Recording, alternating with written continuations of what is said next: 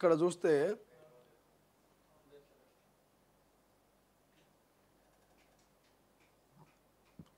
Right వాళ్ళకు TDD ఉంటే మనకు వైటీడీ అట. ప్రతిసారి మా ఎమ్మెల్యే లేఖలతో దర్శనం ఇప్పించడని అడుక్కోవడం ఎందుకు? వాళ్ళకు టీడీడీ ఉంటే మనకు వైటీడీ అంటే యాదగిరి గుట్ట ఉంది. భద్రాచలంలో రాముడు లేడా? రామప్ప లేదా? పంచుకు తింటే పట్టు వచ్చినట్ల దళితులను బీసీలను క్యాబినెట్ నుంచి తీసేస్తే పాలనపై పట్టు చిక్కినట్ట.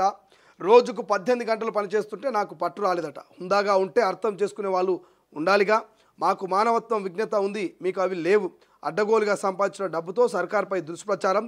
11% వడ్డీకి అప్పు తెస్తేనే నేను దాన్ని 5%కి మార్పించా. నోటిఫికేషన్లు ఇచ్చి కేసులు వేసి భర్తీ చేయకుండా ఆపేశారు. నోటిఫికేషన్లు ఇచ్చి కేసులు వేసి భర్తీ చేయకుండా ఆపేశారు. బీఆర్ఎస్ అధినేత కేసీఆర్పై సీఎం రేవంత్ ధ్వజం. టెంపర్మెంట్ విషయంలో తగ్గేదే లేదంటూ స్పష్టీకరణ. 588 మందికి కారుణ్య, 334 మందికి కొలువుల పత్రాలు. రేవంత్ రెడ్డికి పాలనలో పట్టు రాలేదంటున్నారు. దళితుడు రాజయ్యను బలహీన వర్గాలకు చెందిన ఈటెల రాజేంద్రను మంత్రివర్గం నుంచి తప్పిస్తే పట్టు వచ్చినట్ల. వాళ్ళను తీసేయడానికి సహేతుకమైన కారణం చెప్పి ఉంటే నీకు పట్టు ఉన్నట్లు. తప్పు చేసిన నీ సొంత మనుషులనైనా లోపల వేయిస్తే పట్టు వచ్చినట్లు. అంతే తప్ప పంచుకు తింటే పట్టు వచ్చినట్ల అంటూ మాజీ సీఎం కేసీఆర్పై ముఖ్యమంత్రి రేవంత్ రెడ్డి తీవ్రస్థాయిలో ధ్వజమెత్తారు. 10 ఏళ్ల సచివాలయానికి రాని వ్యక్తికి పాలనపై పట్టు వచ్చిందంటూ ఆయన నిన్న రవీంద్ర భారతిలో కారుణ్య ఉద్యోగాలు కావచ్చు, నియామక పత్రాల పంపిణీలో భాగంగా నిన్న ముఖ్యమంత్రి రేవంత్ రెడ్డి సీరియస్ అయినటువంటి పరిస్థితి. గతంలో మీ అందరికీ తెలుసు, ఈటెల రాజేందర్ను బీఆర్ఎస్ పార్టీ బయటికి పంపించిన విధానం, రాజయ్యను మంత్రి పదవి నుంచి తప్పించినటువంటి ఉప ముఖ్యమంత్రి పదవి నుంచి తప్పించినటువంటి విధానం కావచ్చు. ఇక రోజుకు 18 గంటలు పనిచేస్తుంటే నాకు పట్టు రాలేదంటూ కేసీఆర్ ఎద్దేవి చేస్తున్నట్టు నిన్న సీఎం రేవంత్ సీరియస్ అయ్యిండు. బట్ ఇది గత ప్రభుత్వానికి ఈ ప్రభుత్వానికి మనం కంపేర్ చేయలేము. గత ప్రభుత్వం వేరు, ఈ ప్రభుత్వం వేరు. కాబట్టి మాకు మానవత్వం విజ్ఞత ఉంది, మీకు అవి లేవంటూ కేటీఆర్ను హరీష్ రావు నిన్న ఘాటుగానే విమర్శించుండు. కాంగ్రెస్ వచ్చి 15 నెలలు అయింది. ఈ 15 నెలల్లో దీని పూర్తి రిజల్ట్ అనాలిసిస్ మనం చేయలేం. 10 ఏళ్ల కేసీఆర్ ప్రభుత్వాన్ని మనం కళ్ళగట్టినట్టుగా చూస్తాం 2014 నుంచి 2023 దాకా. కానీ రేవంత్ సర్కార్ వచ్చి 15 నెలలు మాత్రమే అవుతున్నది. ఈ 15 నెలలనే రేవంత్ ఇట్లా బాగా చేస్తలేడు, పట్టు సాధించలేడు అనేది మనం క్లియర్ చెప్పలేం. ఒక 2-3 ఏళ్ళ కానీ పరిపాలన మీద రేవంత్ సర్కార్ ముందుకు పోతే అప్పుడు ఒక క్లియర్ డేటా వచ్చేటువంటి అవకాశం ఉంటుంది. ప్రజల్లో కూడా ఇప్పటికి ఇంకా క్లారిటీ లేదు. అంటే ఈ రేవంత్ సర్కార్ పూర్తి స్థాయిలో ఇంకా ప్రజలతోటి నిమగ్నమైంది, ప్రజలతో మింగిలవుతూ ఉంది, ప్రజల సంక్షేమ పథకాలను అందిస్తూ ఉంది అనేది ఇంకా క్లారిటీ రాలే.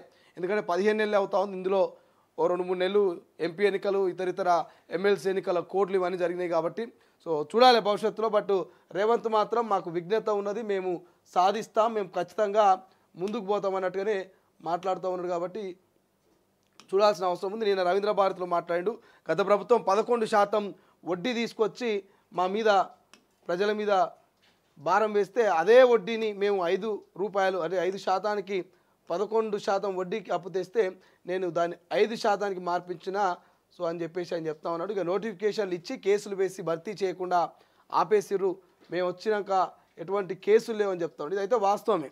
గతంలో బీఆర్ఎస్ హయాంలో నోటిఫికేషన్ ఇవ్వాలి, కోర్టుకు పోయి కేసులు వేయాలి, నోటిఫికేషన్ ఇవ్వాలి, కోర్టుకు పోయి కేసు వేయాలి. కానీ కాంగ్రెస్ ప్రభుత్వం వచ్చినాక దాదాపు 57,000 నుంచి 60,000 ఉద్యోగాల భర్తీ చేసిరు. ఈ 60,000 57,000 ఉద్యోగాలు మాత్రం కోర్టు దాకా కేసులు దాకా పోయినట్టు మనకు కనిపించలే. వాస్తవాలు మాట్లాడాలి. కాంగ్రెస్ అయినా, బీఆర్ఎస్ అయినా, బీజేపీ అయినా, రేపొద్దున ఇంకే ప్రభుత్వం అయినా.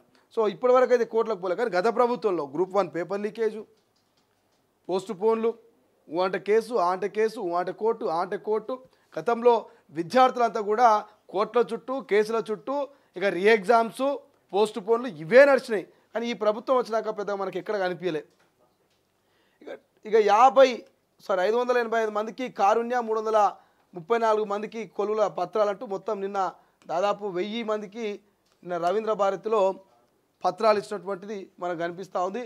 దళితుల్ని బీసీలను క్యాబినెట్ నుంచి తీసేస్తే పాలనపై పట్టు చిక్కినట్టేనా అంటూ నిన్న ఈటెల రాజేందర్ను రాజయ్యను ఉద్దేశించి మాట్లాడిండు. మళ్ళీ కొలువుల జాతరనట. 55,418 పోస్టుల భర్తీకి రేవంత్ సర్కారు సిద్ధమవుతుందట. అంగన్వాడీలో 14,032, వివిధ శాఖల్లో 30,228 ఖాళీల గుర్తింపు. 15 నెలల్లోనే 58,000 పోస్టులు భర్తీ చేసినామని చెప్తారు. 58,868 పోస్టుల భర్తీ చేసినామని రేవంత్ సర్కార్ చెప్తా ఉంది. మళ్ళొక 55,000 పోస్టుల భర్తీకి రేవంత్ సర్కారు శ్రీకారం చుట్టబోతుందట.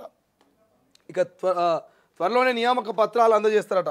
గ్రూప్ 1, గ్రూప్ 3కి ఎవరైతే ఎంపికయ్యారో ఈ ఎంపికైనటువంటి 2,711 మందికి నియామక పత్రాలు అందజేస్తామని చెప్తా ఉన్నారు. సో చూడాలి, ఈ 15 నెలల్లో మాత్రం కొంత అభివృద్ధి దిశగానే పోతా ఉంది. నిన్న ఇక్కడ కనబడతారు సీతక్క కావచ్చు, రేవంత్ రెడ్డి గారు కావచ్చు, ఇక మేయరు విజయలక్ష్మి నటున్నది, షాద్నగర్ ఎమ్మెల్యే వీళ్ళపల్లి శంకరు, అరకాల వేణుగోపాల్ సలహాదారులు. సో వీళ్ళందరూ కూడా నిన్న రవీంద్ర భారతిలో జరిగినటువంటి కొలువుల పండుగ కార్యక్రమంలో నియామక పత్రాలు అందజేసారు. నియామక పత్రాలు అందజేసిన భాగంలోనే కేటీఆర్ను నిన్న హరీష్ రావును రేవంత్ రెడ్డి సీరియస్ అయినటువంటి పరిస్థితి మనకు కనిపిస్తోంది.